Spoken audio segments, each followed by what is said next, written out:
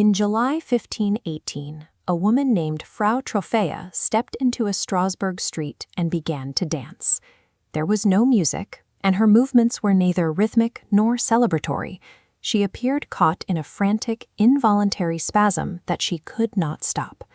Within a week, this solitary act scaled up into a collective crisis. This period drawing illustrates the sheer number of people eventually involved. Estimates suggest between 50 and 400 participants were eventually swept into the same exhausting motion. Historical accounts later claimed the event was a catastrophe that killed up to 15 people every day, with dancers supposedly collapsing from strokes or sheer heart failure in the summer heat. The puzzle lies in how a simple social act like dancing could transform into an unstoppable physical crisis that contemporaries feared was a lethal contagion. To find the truth, we have to look past these legends and examples of the 16th century. At the time, the explanation was simple. Authorities and the public assumed the dancers were victims of demonic possession, or perhaps a direct punishment from God. Local doctors offered a biological alternative: overheated blood. They believed the patients needed to sweat out the illness, so they prescribed more dancing. They even hired musicians and built stages to keep the victims moving day and night. Historian John Waller analyzed these accounts to determine if this forced exertion actually resulted in the hundreds of deaths reported in later years. He discovered that the city's own records from 1518 never actually mention a death toll.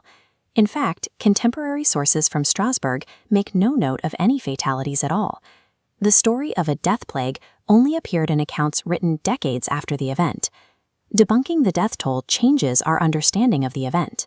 The question is no longer about survival, but about the specific environmental pressures that could drive a healthy population into a state of total physical loss of control.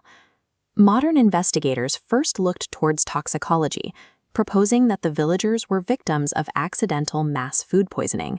The suspect was ergot fungi, a growth that commonly infects rye. It produces ergotamine, a chemical used to synthesize LSD, which can cause hallucinations and involuntary muscle contractions. This theory suggests the entire city was essentially trapped in a collective bad trip caused by contaminated bread. However, in the medical journal The Lancet, John Waller identified two major flaws that effectively rule out ergotism. First is the matter of stamina. As this chart shows, toxic poisoning typically causes varied reactions and a rapid loss of energy.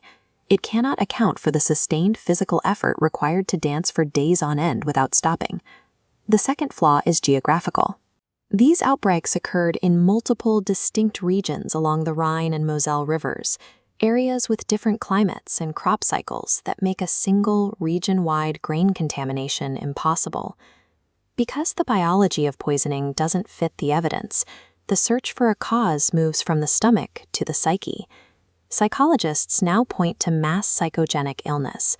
A group under extreme stress manifests identical physical symptoms, spreading through the community like a social contagion. This chorea, random, intricate, uncontrollable movements, is a physical projection of internal psychological pressure. To understand why this happened in Strasbourg, we must examine the specific trauma of 1518. For the peasantry in Alsace, the early 16th century was a period of relentless suffering. The region was devastated by starvation, disease, and the constant threat of poverty. When combined with a culture living in fear of supernatural curses, the psychological environment became an absolute pressure cooker. Waller argues this resulted in a stress-induced psychosis. The brain, unable to process the level of suffering, pushed the victims into a protective, dissociative trance that severed their connection to reality. This trigger was so consistent in the region that history records 7 other dancing plagues in the same area during the medieval era, all occurring during times of extreme hardship.